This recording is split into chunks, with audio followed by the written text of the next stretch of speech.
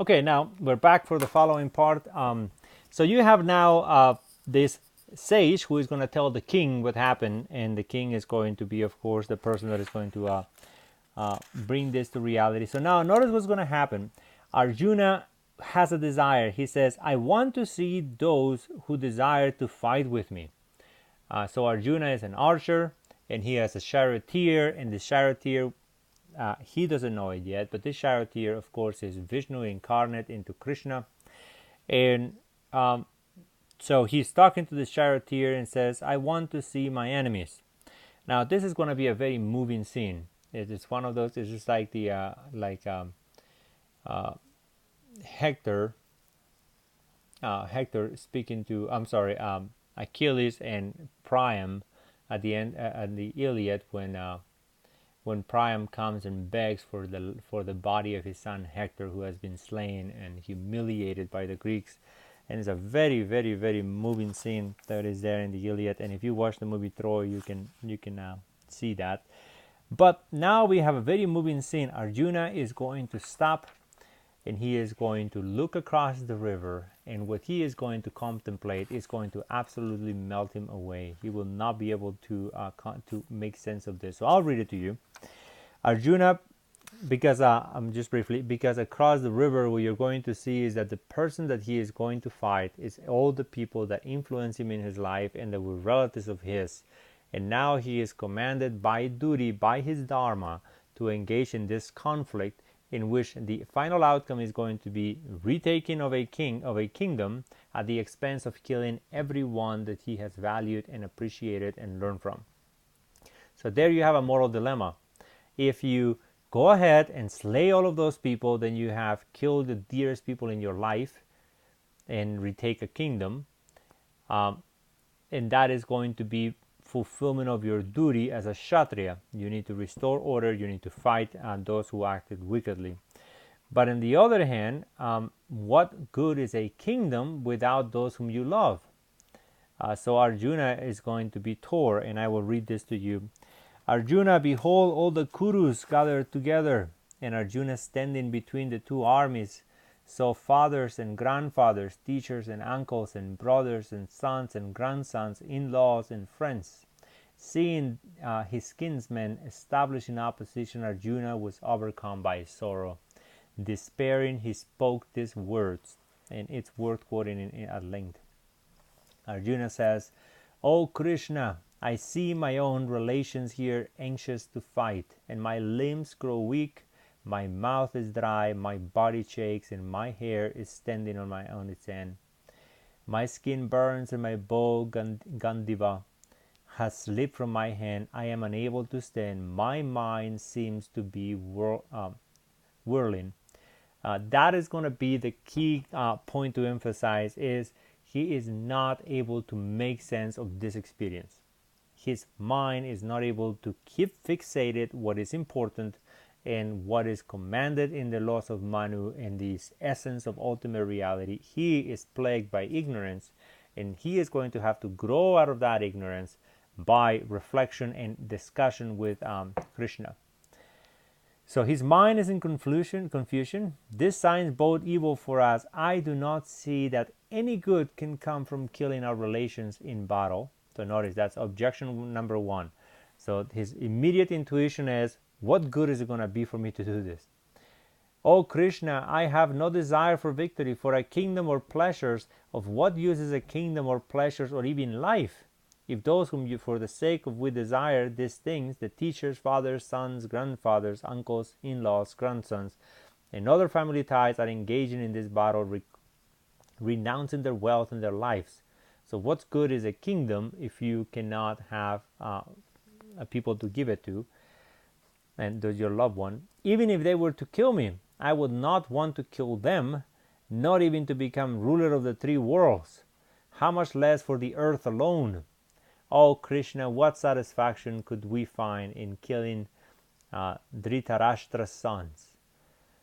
We would become sinners by slaying this man. So there is another layer of that convolutes this.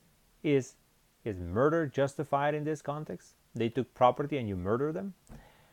And then it says, even though they are evil, the sons of Dhritarashtra are related to us. Therefore, we should not kill them. How can we gain happiness by killing members of our own family? So there you have it. Utter perplexity. He says, he concludes chapter 1 by saying, this is a great sin. We are prepared to kill our own relations out of greed for the pleasures of a kingdom. So notice, he is stuck in the material. He does not see what is beyond that, does not see what God wants him to see or what Vishnu wants to see.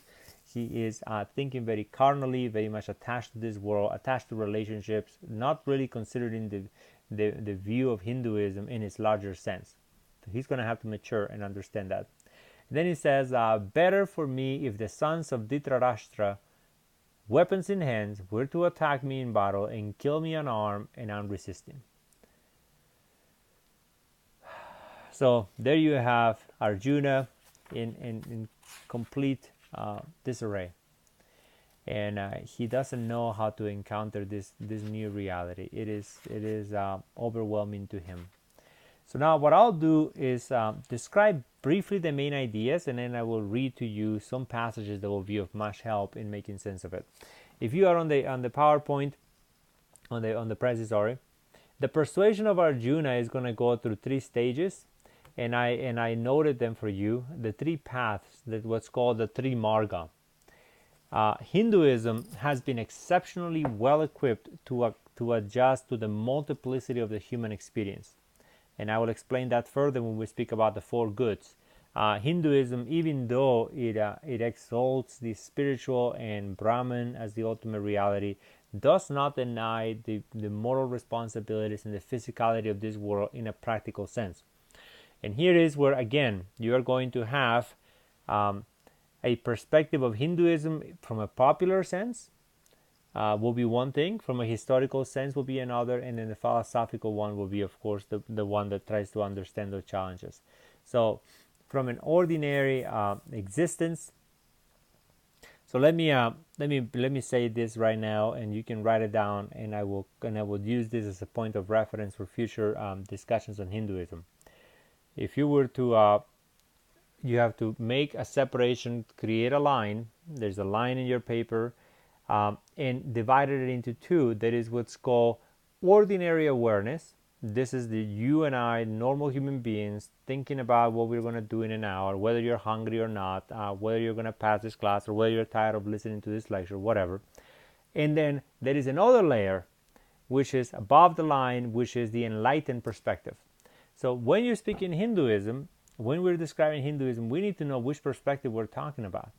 From an ordinary perspective, Arjuna does exist. Arjuna has obligations. Arjuna has to submit to the mandates of the gods, but yet he has to deal with the pain and suffering that this causes. From an enlightened perspective, you're going to get a few glimpses of that as we go through the story. Well, in fact, let me read that for you so you can make sense of how Krishna began to persuade him. And that will give you a sense of the enlightened perspective. So here it is, what you call indiscriminate wisdom. The ability to fixate one's mind in that which is permanent, to not be blindsided by the whirlwind of experience, but to keep in mind what is of ultimate value.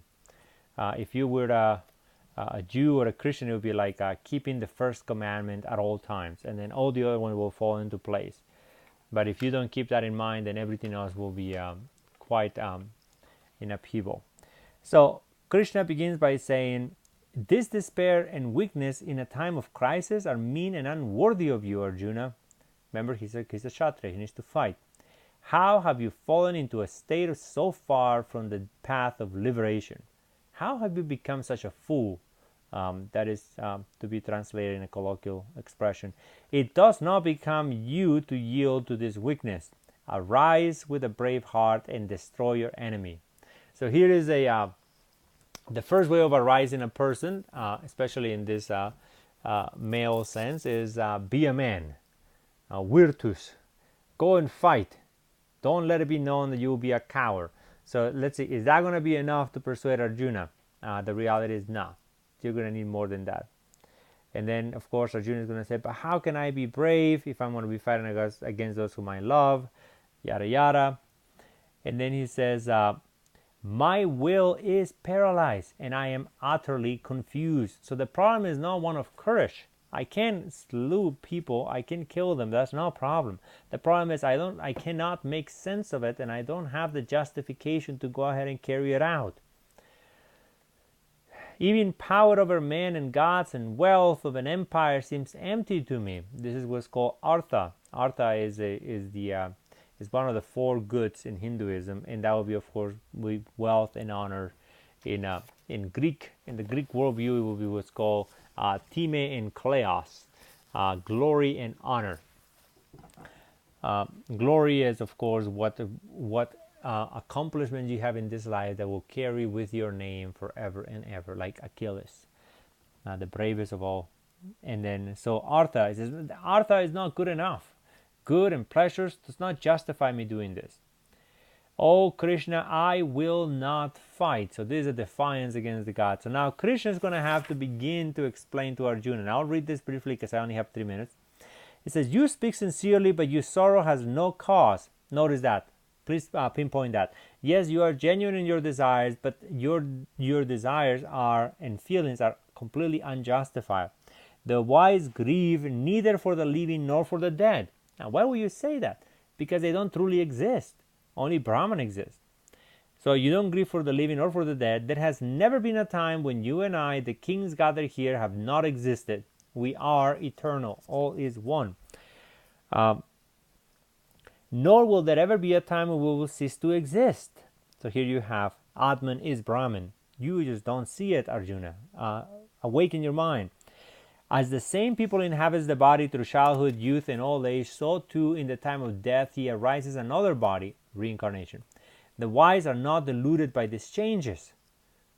So in this case, if you are not a wise, you're a fool. When the senses contact sense objects, like me touching this book or speaking, or you listening to me, a person experiences cold or heat or pleasure or pain. These experiences are fleeting. They come and go.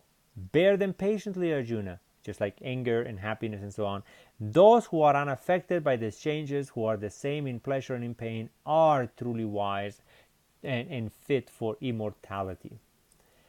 And here it is. Those who are truly wise are what's called, they possess what's called discriminate wisdom.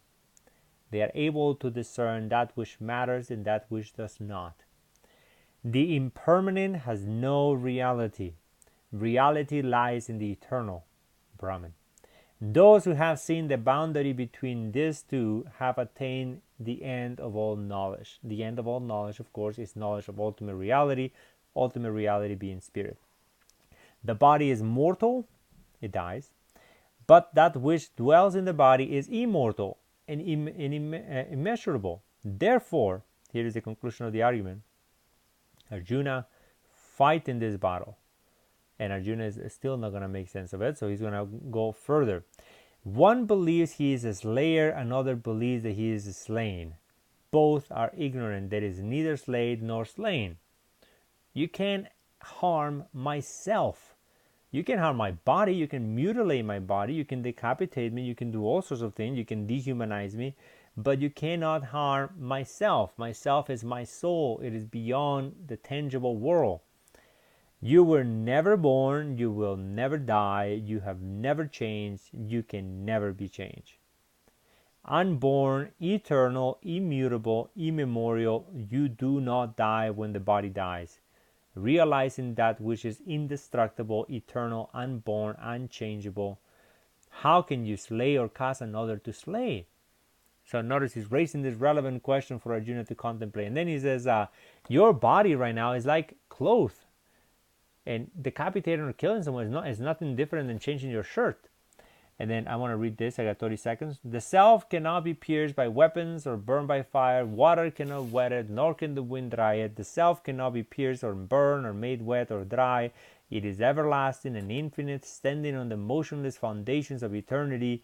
The self is unmanifested. Notice this. Beyond all thought, beyond all change. Knowing this, you should not grieve. So I will stop right there for now.